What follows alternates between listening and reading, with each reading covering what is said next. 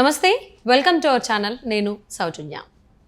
Sharmila brother Anil కుమారుడి ఎంగేజ్మెంట్కి AP CM Jaganmohan Reddy సతీ సమేతంగా రావడం జరిగింది.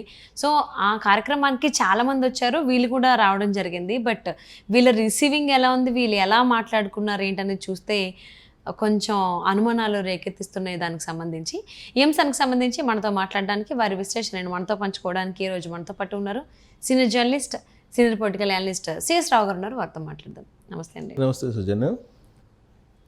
షర్మిల అండ్ బ్రదర్ అనిల్ కొడుకు ఎంగేజ్మెంట్కి వచ్చారు ఏపీ సీఎం జగన్మోహన్ రెడ్డి, సతీ సమేతంగా వచ్చారు. వాళ్ళకు సంబంధించినటువంటి ప్లాట్ఫామ్లో అయితే సీఎం జగన్మోహన్ రెడ్డి వస్తున్నారు అన్నట్టే ఉంది, కానీ భారతి వస్తున్నారు అనేది ఆ కంటెంట్లో లేదు యాక్చువల్లీ ఆ వెబ్సైట్లో. కాకపోతే సతీ సమేతంగానే వచ్చారు. బట్ రిసీవింగ్ దగ్గర అంటే ఇద్దరి మధ్యన, అంటే ఈ అన్నా చెల్లెళ్ళ మధ్యన బంధం గురించి రిసీవింగ్లో చూస్తే ఏవో కొంచెం ఇంకా విభేదాలు అలాగే కొనసాగుతున్నాయేమో. ఏదో నామకే వస్తా రావాలి కాబట్టి, రాకపోతే ఇంకేమనుకుంటారో. ఆల్రెడీ వెడ్డింగ్ కార్డ్ విషయంలోనే చాలా జరిగింది కదా ఇన్విటేషన్కి సంబంధించి. ఇక్కడ కూడా రాకపోతే ఏమైనా అవుతుంది అనుకుని వచ్చారా లేకపోతే ఏంటనేది, ఇలాంటి చాలా అనుమానాలు వస్తున్నాయి యాక్చువల్లీ. వాళ్ళ అక్కడ రిలేషన్ అంటే వాళ్ళిద్దరూ కలిసినప్పుడు ఏంటి చాలా మంది వచ్చారు. మోహన్ బాబు వచ్చారు, బట్టి విక్రమార్క వచ్చారు, కోమటిరెడ్డి వెంకటరెడ్డి వచ్చారు, వీళ్ళు చాలా మంది వచ్చారు సీనియర్ నాయకులు. వీళ్ళందరినీ దగ్గరికి వచ్చి చేతులు పట్టుకుని వీళ్ళు ఇంత బాగా రిసీవ్ చేసుకుని, అన్నయ్యని మాత్రం అసలు ఆవిడెక్కడో ఉంటే ఈయన ఎక్కడో ఉన్నారు. సో అది ఏ విధంగా చూడాలంటారు దీన్ని? అత్యద్భుతమైనటువంటి ఒక రాజకీయపరమైనటువంటి డ్రామాను అటు జగన్మోహన్ రెడ్డి ఇటు షర్మిల ఆడుతున్నారని చెప్పేసి మనం అంటాం కాదు.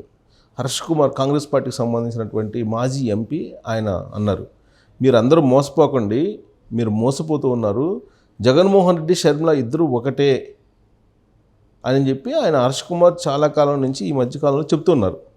ఈ మధ్యకాలంలో మరీ ఎక్కువగా చెప్తున్నారు. కారణం ఏంటంటే ఆమెకు ఏపీ పిసిసి అధ్యక్ష బాధ్యతలు అప్పజెప్పకూడదు, ఇవ్వద్దు, జగన్మోహన్ రెడ్డి షర్మిల ఇద్దరు ఒకటే అని చెప్పి హర్ష్ కుమార్ చెప్తూ ఉన్నారు. దానికి బలం చేకూరేలా అనేకమైనటువంటి అంశాలను మనం తీసుకోవచ్చు. అసలు వాళ్ళిద్దరిలో తేడా ఉందా, వాళ్ళిద్దరు ఒకటేనా అనే దాని మీద చాలామంది చాలా రకాలుగా అపోహలు ఉన్నాయి, చాలా రకాలుగా అనుకుంటున్నారు, మాట్లాడుకుంటూ ఉన్నారు.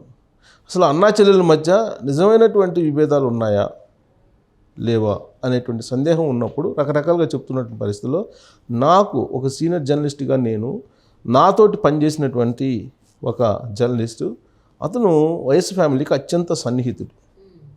అతను నాకు చెప్పింది ఏంటంటే వాళ్ళిద్దరూ ఒకటే, చూసే వాళ్ళకు మాత్రమే అలా కనిపిస్తారు, వాళ్ళిద్దరూ ఒకటే, వాళ్ళిద్దరూ వేరు వేరని మీరు అనుకుంటున్నారా?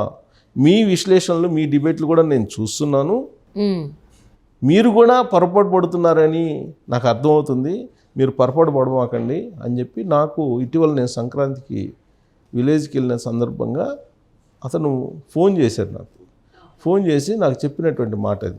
మిగతా వాళ్ళు పొరపాటు పడితే పడవచ్చు, మీరు ఎలా పొరపాటు పడుతున్నారు, వాళ్ళిద్దరూ ఒకటే అని చెప్పి చెప్పిన తర్వాత నేను కొంత పునరాలోచనలో పడ్డా. సో మన విశ్లేషణలో తప్పే ఉందా, మన అబ్జర్వేషన్లో తప్పు ఉందా, లేదంటే గాసిప్స్ని మనం నమ్ముతున్నామా, ఊహాగానాలు నమ్ముతున్నామా, లేదంటే అసలు నిజంగానే వాళ్ళిద్దరికీ గ్యాప్ ఉందని చెప్పి మనం కూడా భావిస్తున్నటువంటి వాళ్ళల్లో ఒకళ్ళుగా మనం ఉన్నామా, లేదంటే నా సహచరుడు అంతకుముందు పూర్వపు సహచరుడు చెప్పింది నిజమేనా అనేటువంటి డౌట్లు రకరకాలుగా నాకు గత 2 రోజుల నుంచి తిప్పుతూ ఉన్నాయి. తిప్పుతూ ఉన్నటువంటి క్రమంలో ఇప్పుడు తారసపడింది ఏంటంటే, నిశ్చితార్థం సందర్భంగా మేనల్లుడి నిశ్చితార్థానికి జగన్మోహన్ రెడ్డి దంపతులు హాజరయ్యారు. సతీ సమేతంగా హాజరైనటువంటి కార్యక్రమం అది. ఈవెన్ వెంకటేశ్వర స్వామి దగ్గరికి కూడా సతీ సమేతంగా జగన్మోహన్ రెడ్డి వెళ్ళాడు. వెంకటేశ్వర స్వామికి సంవత్సరానికి ఒకసారి జరిగేటువంటి దసరా నవరాత్రులు కూడా ఆయన వెళ్ళి పట్టు వస్త్రాలు సమర్పించాడు సతీ సమేతంగా. కానీ తన మేనల్లుడి నిశ్చితార్థానికి సతీ సమేతంగా ఆయన హాజరయ్యారు. అంటే విభేదాలు ఉన్నట్టా లేనట్టా అనే దాని మీద అనుమానాలు వస్తున్నాయి. సరే, మీలాంటి వాళ్ళు ఏమంటారంటే విభేదాలు ఉన్నాయి, వాళ్ళందరినీ ఆహ్వానించారు షర్మిల, వచ్చినటువంటి వాళ్ళని నిశ్చితార్థానికి అందరినీ ఆహ్వానించారు. ఆహ్వానించినటువంటి క్రమంలో అందరినీ చాలా ఆప్యాయంగా పలకరించారు, చాలా కృతజ్ఞతా భావాన్ని వ్యక్తం చేశారు వచ్చినందుకు. అందరి పట్ల ఆదరణ కలిగి ఉంది షర్మిల. కానీ అంత ఆదరణ సొంత అన్న మీద చూపించలేదు అనేది ఇప్పుడు నీ సందేహం, అంతే కదా? ఈవెన్ పెళ్లి కొడుకు రాజారెడ్డి కూడా అంత హ్యాపీగా ఉన్నట్టు అనిపించలేదు మావయ్యని చూడగానే, ఏదో అంటి ముట్టనట్టే ఉన్నారు ఇద్దరు కూడా. సో అటు తల్లి బావ అంతే ఉన్నారు, ఇటు పెళ్లి కొడుకు కూడా అంటే అంతే. నటించడంలో ఒకళ్ళు ఎక్కువ ఒకళ్ళు తక్కువ అనేది ఏమన్నా అనిపించిందేమో. బట్ అంటే నటనలో జీవిస్తున్నట్ట అని చెప్పి విజయం మాత్రమే వాళ్ళ చాలా ఫ్యామిలీకి బాగా దగ్గర, వాళ్ళ ఫ్యామిలీని బాగా దగ్గర నుంచి చూసినటువంటి వాళ్ళు గత 20-30 సంవత్సరాల నుంచి అనే మాట ఏంటంటే, వాళ్ళు ఎవరికి వాళ్ళే నటిస్తున్నారు జీవితంలో. మామూలుగా ఒకళ్ళ మించి ఒకళ్ళు నటనలో మునిగిపోయారు, వాళ్ళు నటించడంలో పోటీ పడుతున్నారు వాళ్ళు అనేది గత 20-30 సంవత్సరాల నుంచి ఆ ఫ్యామిలీ గురించి బాగా తెలిసినటువంటి జర్నలిస్టులు నాకు చెప్పినటువంటి మాట. సో ఆ కోణం నుంచి నేను చూసినప్పుడు వాళ్ళు అసలు నటనా లేకపోతే నిజమా అనేటువంటి సందేహం ఇప్పుడు నాకు కలుగుతుంది. ఇంతకుముందు ఏంటంటే నిజంగానే వీళ్ళిద్దరి మధ్య ఏదో గ్యాప్ ఉంది, అందుకే కొత్తగా పార్టీ పెట్టింది షర్మిల. తెలంగాణ వైఎస్ఆర్ తెలంగాణ పార్టీని పెట్టుకొని 3000 కిలోమీటర్ల పైగా ఆమె ఎందుకు పాదయాత్ర చేస్తారు, అంత రిస్క్ ఎందుకు తీసుకుంటారని చెప్పి నేను అనుకున్నాను. నేను కూడా అంత రిస్క్ తీసుకున్నారు అని అంటే ఖచ్చితంగా సంథింగ్ వాళ్ళ అన్నా చెల్లెల మధ్య ఏదైనా తేడా వచ్చి ఉంటుంది. తేడా వచ్చేసి ఏపీలోకి వెళ్తే బాగుండదు కాబట్టి, ఎలాగో మెట్టినీళ్ళు కాబట్టి ఇక్కడికి వచ్చి తను ఇక్కడ స్థిరపడతారేమో అని చెప్పి అనుకున్నాను నేను. సీన్ కట్ చేస్తే ఆమె వైఎస్ఆర్ తెలంగాణ పార్టీని కాంగ్రెస్ పార్టీలో విలీనం చేశారని అంటే ముందు చూపుతోటి అన్నా చెల్లెలు ఇద్దరు ఆడుతున్నటువంటి ఒక గేమ్గా అనిపించక మానదు. ఎందుకనంటే అసలు వైఎస్ఆర్ తెలంగాణ పార్టీని ఇక్కడ ఎందుకు పెట్టాల్సిన అవసరం వచ్చింది అని అంటే, అప్పట్లో వినిపించినటువంటి మాటలు ఏంటంటే బీజేపీ వాళ్ళు పెట్టించారని చెప్పి అనుకున్నారు. దానికి అనుకోవడానికి కారణం ఏంటి, బీజేపీ జగన్మోహన్ రెడ్డి ఒకటే కాబట్టి వాళ్ళిద్దరికి కలిసి ఇక్కడ వైఎస్ఆర్ తెలంగాణ పార్టీని పెట్టి కొంత కాంగ్రెస్ పార్టీని నష్టం చేకూర్చేటువంటి ప్రయత్నం చేయాలి అనేటువంటి ఉద్దేశంతో పెట్టించారు అనేది ఒకటి అనిపించింది. అసలు విషయం జరిగింది ఏంటంటే, ఇప్పుడు మొత్తం సినిమా అంతా అయిపోయిన తర్వాత, తెలంగాణలో సినిమా అంతా అయిపోయిన తర్వాత అర్థమవుతుంది ఏంటంటే, కేసీఆరే వైఎస్ఆర్ తెలంగాణ పార్టీని పెట్టించారు. కేసీఆరే వైఎస్ఆర్ తెలంగాణ పార్టీని పెట్టించి ఓట్ బ్యాంక్ని చీల్చుకుంటే కనుక మూడోసారి అధికారంలోకి రావచ్చు. సో కాంగ్రెస్ పార్టీ అధికారంలో రాకుండా ఉండడానికి ఈ వైఎస్ఆర్ తెలంగాణ పార్టీని ప్రవేశపెట్టాడు. సీన్ కట్ చేస్తే రీసెంట్గా జరిగినట్టు అసెంబ్లీ ఎన్నికల్లో కాంగ్రెస్ పార్టీ అధికారంలోకి వచ్చింది కాబట్టి ఇక్కడ ఈ దుకాణం అవసరం లేదు కాబట్టి ఈ దుకాణాన్ని మూసేయని చెప్తే మూసేశారు. ఈ దుకాణం మూసేసి ఆల్టర్నేటివ్ ఇప్పుడు దేశవ్యాప్తంగా పరిస్థితులను కనుక చూస్తుంటే ఎన్డీఏకి ఇండియా కూటమి రెండింటికి ఏది కూడా పూర్తి మెజారిటీ వచ్చేటువంటి అవకాశం లేదు. ఏర్పడేటువంటి అవకాశం ఉంది, కేంద్రంలో హంగ్ ప్రభుత్వం ఏర్పడే అవకాశం ఉందని చెప్పి ప్రశాంత్ కిషోర్ ఇటీవల చెబుతున్నటువంటి మాటలు. బహుశా వాటిని బేరీజ్ వేసుకొని లేదంటే వాటిని విశ్వసించి జగన్మోహన్ రెడ్డి ఇంకొక దుకాణాన్ని తెరవాలని అనుకున్నారు. ఆ దుకాణాన్ని ఇప్పుడు ఆంధ్రప్రదేశ్లో షర్మిల ద్వారా ప్రారంభించారు. అది కూడా ఎందుకంటే ఆల్రెడీ మూసున్నటువంటి దుకాణాన్ని, పాత దుకాణాన్ని మళ్ళీ కొత్తగా తెరిస్తే బాగుంటుందని చెప్పి కాంగ్రెస్ పార్టీ ఆల్రెడీ అక్కడ భూస్థాపితం అయింది కాబట్టి ఆ భూస్థాపితమైనటువంటి కాంగ్రెస్ పార్టీని ఎంతో కొంత బలోపేతం చేయాలంటే ఇప్పుడు షర్మిలను అక్కడ షర్మిలను ప్రవేశపెట్టడానికి ఆల్రెడీ ఆయనే కేసీ వేణుగోపాల్ తోటి ఎప్పుడో మాట్లాడాడు. సో ఆ క్రమంలోనే ఆ కాంగ్రెస్ పార్టీలో చేరారు. ఇదంతా కూడా Karnataka deputy CM DK Shivakumar ద్వారా జరిపినటువంటి వ్యవహారం. So DK Shivakumar, YS family వీళ్ళందరూ కూడా ఒకటేను. వ్యాపార భాగస్వాములు కానీ లేదా బినామీ వ్యవహారాలు కానీ లేదంటే వ్యాపారంలో ఇచ్చిపుచ్చుకునేటువంటి కిట్ ప్రోకో వ్యవహారాలు కానీ చేసేటువంటి బ్యాచ్ ఇదంతా కూడా. సో ఈ బ్యాచ్లో షర్మిల, జగన్మోహన్ రెడ్డి, డీకే శివకుమార్ వీళ్ళందరూ ఉన్నారు. సో ఇదంతా డీకే శివకుమార్ ద్వారా నడిపినటువంటి ఒక గేము జగన్మోహన్ రెడ్డి అనేది వినిపిస్తుంది.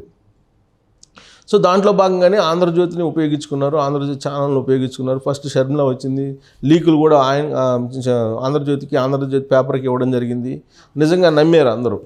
సో ఫస్ట్ దుకాణం తెరిచారు, మూసేశారు. ఇప్పుడు రెండో దుకాణం ఏంటి, ఇప్పుడు కనుక ఒకవేళ కేంద్రంలో కనుక ఇండియా కూటమి కనుక ఏర్పడితే అప్పుడు జగన్మోహన్ రెడ్డిని అరెస్ట్ చేయకుండా, జగన్మోహన్ రెడ్డి జైలుకు పోకుండా కాపాడేందుకు ముందుగానే తన చెల్లెల్ని కాంగ్రెస్ పార్టీలో అలా ప్రతిష్ఠించారు అనేది ఒకటి వినిపిస్తుంది. ఇలాంటి పరిణామాలు, ఇలాంటి ఆరోపణలు, ఇలాంటి అపోహలు, ఇలాంటి గాసిప్స్ నడుమ జరిగింది నిశ్చితార్థం. ఈ నిశ్చితార్థానికి సంబంధించి జరిగినటువంటి వ్యవహారాన్ని కనుక అటు చూస్తే కనుక సహజంగా భారతితోటి కొంత గ్యాప్ ఉన్నమాట వాస్తవం అనేది ఇప్పుడు తాడేపల్లి వర్గాలు చెప్తున్నాయి. ఎప్పటి నుంచో భారతితోటి కొంత ఇబ్బందికరమైన లేదంటే కొంత గ్యాప్ ఉందనేది. సహజంగా ప్రతి ఫ్యామిలీలో కూడా ఆడపడుచుకి కొత్తగా వచ్చిన కోడలకి కొంత గ్యాప్ ఉంటుంది. సహజంగా ఏదో కొన్ని ఫ్యామిలీలు తప్ప సహజంగా ఉంటాయి. దానికి తోడు ఆస్తులు గొడవలు ఉన్నాయని చెప్పి అంటున్నారు. బట్ ఆస్తుల గొడవలకు సంబంధించి క్లియర్గా ఆస్తులన్నింటినీ కూడా జగన్మోహన్ రెడ్డి ఇటీవల కాలంలో పంచిచ్చాడు అనేది నాకు సన్నిహితంగా ఉండేటువంటి ఒక సీనియర్ మోస్ట్ జర్నలిస్ట్ ఇంటర్వ్యూలో చెప్పినటువంటి మాట. నా ఇంటర్వ్యూలోనే చెప్పారు ఆయన. సో కాబట్టి ఆస్తులకు సంబంధించినటువంటి వివాదం వాళ్ళిద్దరి మధ్య లేదు. సో లేకపోయినా కానీ రాజారెడ్డి ఎంగేజ్మెంట్ లో మాత్రం ఇద్దరు దూరంగానే ప్రవర్తించారు. షర్మిల కానీ జగన్మోహన్ రెడ్డి కానీ విజయమ్మ మాత్రమే చాలా దగ్గరికి వెళ్ళి మాట్లాడడం జరిగింది. నేను చెప్తా, జగన్మోహన్ రెడ్డి వచ్చినటువంటి క్రమంలో ఫస్ట్ అందరూ ఆహ్వానిస్తున్నారు, షర్మిలను కూడా పలకరించారు. షర్మిల కూడా పోయి ఆహ్వానించారు వాళ్ళ అన్నని. కానీ ఫేస్ లో అంతమందిని పిలిచినప్పుడు ఏదైతే స్మైల్ ఉందో ఆ స్మైల్ అనేది జగన్మోహన్ రెడ్డి చూసినప్పుడు స్మైల్ రాలేదు. చాలా అంటి ముట్టనట్టే ఉన్నారు. అది మన వీడియోలో విజువల్స్ లో కూడా మనం చూసాము. సో అది కేవలం నటన లేకపోతే నిజంగానే వాళ్ళిద్దరి మధ్యన మనస్పర్ధలు ఉన్నాయనేది ఇంతకు ముందులాగా నవ్వుతూ ఇద్దరు చట్టపట్టాలు వేసుకుంటూ అన్న చెల్లెల మాదిరిగా అందరూ చట్టపట్టాలు నవ్వుకుంటూ ఉంటే అసలు ఈ డిస్కషనే రాదుగా, ఈ విశ్లేషణ రాదుగా. సో అదే ఇంకా రాబోయేటువంటి రోజుల్లో మీరు అన్నట్టు లేదా మీకు తెలిసినటువంటి జనాలు అన్నట్టు 2-3 సార్లు దగ్గర రమ్మని చెప్పి పిలిచాడు జగన్మోహన్ రెడ్డి షర్మిలని. సో ఆమె ఏదో వాళ్ళ మదర్ పక్కన నుంచి వాళ్ళ హస్బెండ్ పక్కన నుంచున్నారు. వాళ్ళ హస్బెండ్ వదిలిపెట్టి అయితే జగన్మోహన్ రెడ్డి దగ్గరికి వచ్చి నుంచోరు కదా. సహజంగా ఏంటంటే హస్బెండ్ వైఫ్ పక్క నుంచి ఫోటోలు తీయించుకుంటారు పెళ్ళిళ్ళు. సో అలానే బట్ అంత నార్మల్ గానే జరుగుంటే మనం ఇంత డిస్కషన్ చేయాల్సిన అవసరం కూడా లేదు. సో కానీ వాళ్ళిద్దరి మధ్య గ్యాప్ ఉన్నట్టయితే విజువల్స్ లో కనిపిస్తుంది. ఈవెన్ పెళ్లి కొడుకు రాజారెడ్డి కూడా సరిగ్గా రెస్పాండ్ అవ్వలేదు. అంత హ్యాపీనెస్ అనేది అక్కడ ఎవరి మొహాల్లో కనిపించలేదు. భారతి కూడా సరిగ్గా పలకరించలేదు. కేవలం జగన్మోహన్ రెడ్డి మాత్రమే పలకరించినట్టుగా నేను చూసినటువంటి విజువల్స్లో ఉన్నాయి. మరి ఇది ఎంతవరకు నటిస్తున్నారా గొడవలు అనే దానికి సంబంధించి ఏంటనేది చూద్దామండి. And thank you so much for spending your valuable time with us, CS Rao గారు. Thank you.